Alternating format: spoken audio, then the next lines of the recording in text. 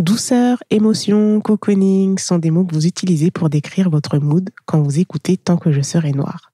Si vous êtes à court d'infusion, de chocolat ou de miel pour vous mettre encore plus dans ce mood, faites un tour sur l'e-shop Tant que je serai noire.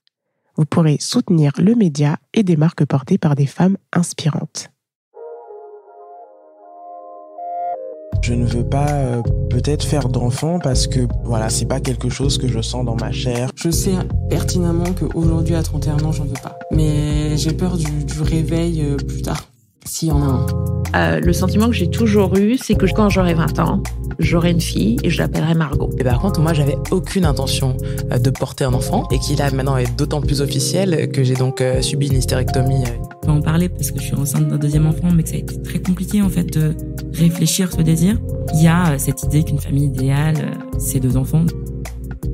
Je suis Tipora, host du podcast Tant que je serai noire, serai-je mère ? Le podcast qui invite anonymes, autrices, psy et militantes à s'interroger sur le désir ou non-désir d'enfant.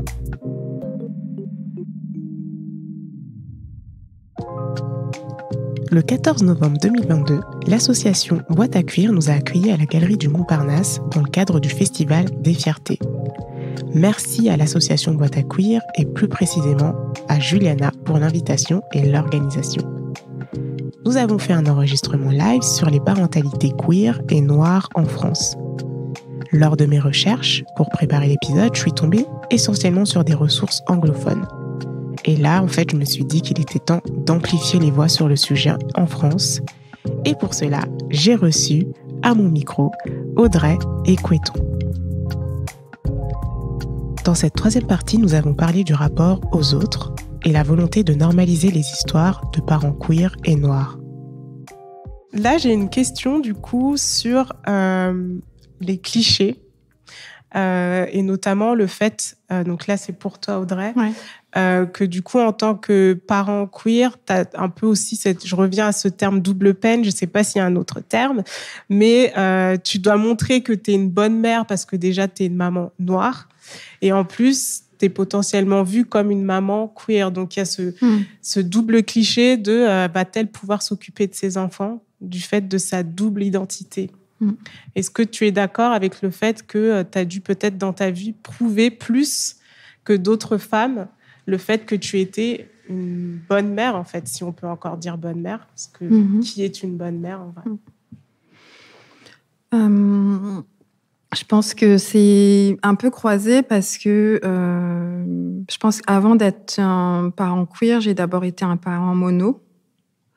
Parental et déjà voilà c'est un peu compliqué donc je pense que ma première expérience parentale elle a été quand même pas mal jonchée de ces stéréotypes auprès de la fille qui a un enfant, la fille qui a eu un enfant jeune, la fille qui élève son enfant toute seule.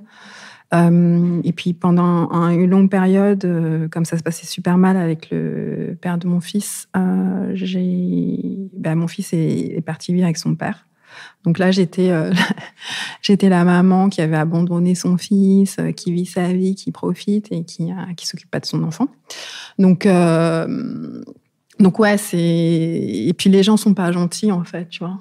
Ils connaissent pas ta réalité, ils te jugent et c'est un peu compliqué, mais bon.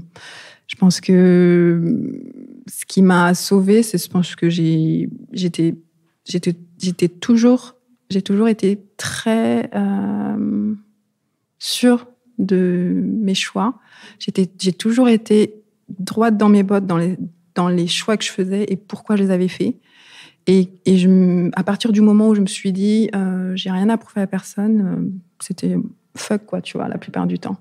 Parce que en fait déjà c'était pas les gens qui travaillaient pour moi, c'est pas les gens qui me donnaient à manger, c'est pas les gens non plus qui s'occupaient de mon fils, donc tu vois.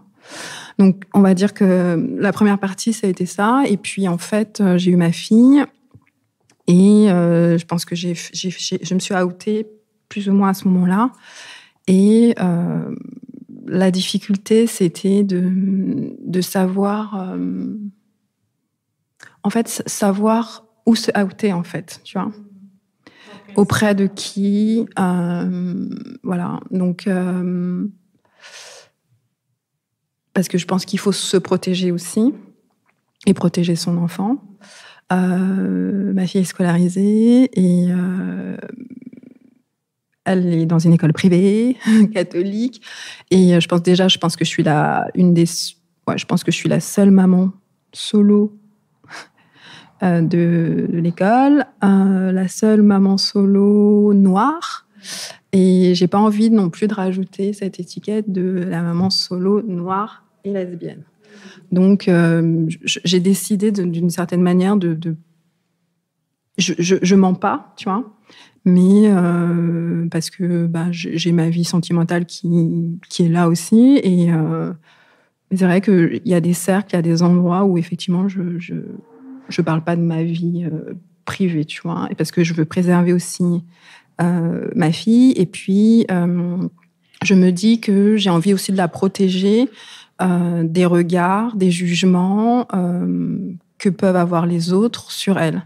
Et surtout, je me pose la question de savoir qu'est-ce qu'elle, en tant qu'enfant de maman lesbienne, quelle sera son expérience, en fait. Parce qu'il y a ça aussi, tu vois, il faut aussi donner le micro aussi aux enfants. Quelle est leur expérience d'avoir des parents qui ont une vie, on va dire, pas majoritaire, en fait, dans la société. Et je pense que c'est mon devoir, en tant que parent, aussi de la protéger de ça. Donc, sans mentir, sans travestir aussi ce que je suis. On est vraiment, chez moi, on est dans une transparence, voilà. Mais voilà, il y a des endroits où, effectivement, je veux la préserver parce que c'est elle qui va à l'école, c'est elle qui est en contact avec les enfants, des familles. Et donc, ouais, je fais très attention parce que j'ai pas envie non plus que ça soit son fardeau, en fait, tu vois. Et je dois la protéger. Donc voilà, après, aujourd'hui, je pense que l'expérience de la vie m'a renforcée. Et tout l'imaginaire que les gens peuvent me renvoyer, je me dis qu'aujourd'hui, c'est plus leur insécurité, leur ignorance, leur phobie qui leur reverse sur moi. Moi, ça va très bien, en fait. Donc... C'est une très belle philosophie. J'espère que ça va permettre à certains de garder cette note quelque part quand voilà, il y a des attaques qui viennent de l'extérieur. Et moi, je voulais rebondir sur... tu parlais tout à l'heure du fait que c'était quelque chose d'intime. Est-ce que tu estimes qu'être du coup une maman lesbienne noire, c'est aussi politique ? Malgré moi, oui, je deviens un sujet politique. Parce que la société a décidé que les personnes comme moi ils devaient porter un étendard particulier parce qu'on serait soi-disant pas dans une norme.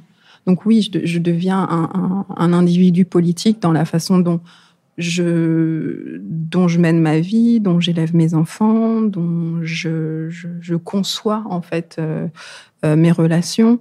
Donc oui, par défaut ou j'ai pas le choix que d'être dans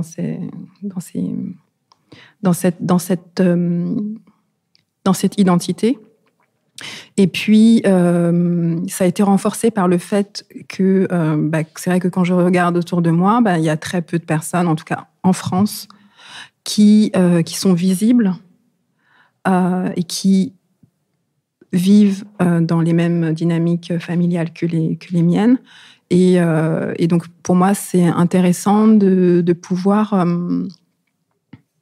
normaliser, en fait, tu vois. Comme je disais tout à l'heure, c'est montrer que c'est possible, en fait. Il n'y a pas plus de difficultés qu'autre chose, qu'on peut être très heureux, très heureuse, en fait. Et qu'on a une vie normale, en fait. On travaille, on élève nos enfants, on mange, on sort. Enfin, il y a rien pour moi, c'est pas plus exceptionnel que ça, en fait, tu vois. Donc, ouais, il y a une normalisation, en fait, de ma situation, je trouve. Je pense que ça, c'est important. En fait, au-delà même de la représentation, parce que je pense que les représentations sont importantes et elles sont aussi importantes, mais elles sont aussi fantasmées en fait. Et c'est pour ça que je parle de normalisation, parce que moi, je vis pas dans un rêve et j'ai envie de, quand je parle de ma vie, j'en parle de façon telle qu'elle est en fait, tu vois.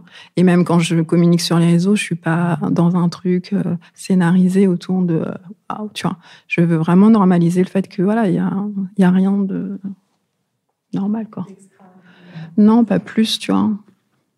Pas plus, je me sens pas plus spéciale que ça, tu vois. Je me trouve dans une normalité, peut-être la mienne, mais dans une normalité, quoi. Qui te convient. Ouais. Et merci pour ça. Enfin, je pense que tu dois avoir plein de messages de personnes qui te remercient, tu vois. Oui, c'est vrai que sur mon profil, j'ai pas mal de personnes, des femmes en particulier, qui me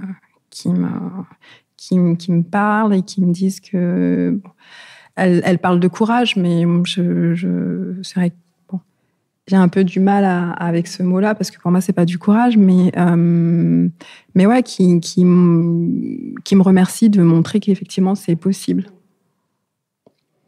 ouais. C'est pas du courage pour toi, mais pour des personnes qui sont dans des situations où elles sont, disons, moins en confiance que toi sur certaines choses. Pour elles, c'est ce que toi tu considères comme étant ça va de soi. Pour elles, c'est du courage. Oui, après c'est vrai que ça n'a pas été évident. Je veux dire, j'ai fait mon coming out assez tard, j'avais 2 enfants, et quand je l'ai annoncé à certains membres de ma famille, même ma mère, il y avait des réticences très très fortes en fait, tu vois. Et à ces personnes, je leur ai dit, mais en fait, vous voulez pas que je sois heureuse, en fait. Tu préfères que je sois avec un homme qui me batte. Et puis, j'ai une vie, en fait, normale. Je comprenais pas, en fait, la difficulté Ouais, pourquoi, en fait? Pourquoi j'ai pas le droit, en fait, tu vois? Et je pense que, d'une certaine manière, je pense que j'ai fait une sorte de combat un peu silencieux envers les personnes qui étaient réticentes, sans pour autant être dans une démarche à vouloir les convaincre. Mais je pense que la manière dont je mène ma vie aujourd'hui, qui je suis, ce que je fais, je dis pas que je les ai convaincus, mais je dirais que les réticences, elles se sont un peu baissées. Je pense qu'aujourd'hui, ma mère, qui a quelques années, il y a 10 ans, était super. Aujourd'hui, elle est cool avec ça. Je veux dire, même avec mes partenaires, en fait, elle est très. Je veux dire, il n'y a pas de différence.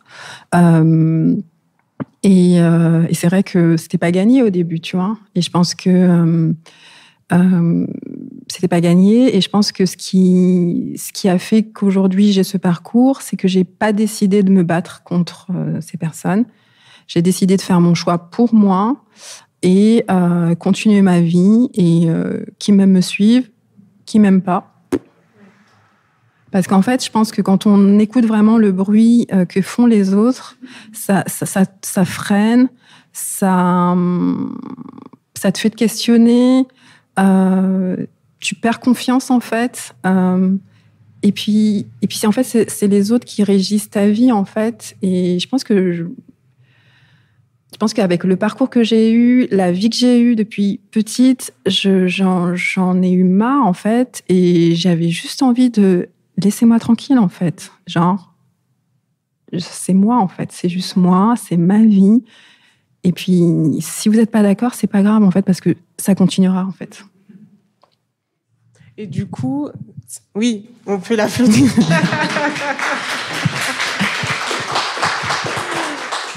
Merci de le dire, parce que je pense que ça fait écho à toute personne qui, quelle que soit son histoire, se heurte parfois en fait au regard des autres, ou que va-t-on dire, etc., etc.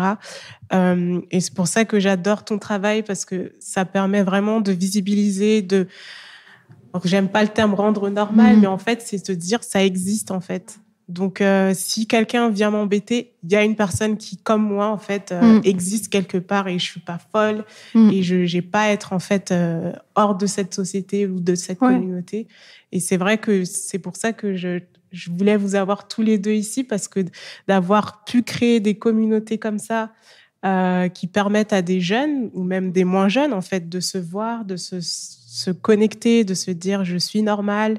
Je trouve ça incroyable, en fait, surtout en France. Donc, vous êtes des pionniers, il faut le dire. J'espère que cet épisode prouvera que vous êtes des pionniers et pionnières. Dans le prochain épisode, nous allons parler de déconstruction et plus précisément d'apprendre à se déconstruire pour avancer dans cette société.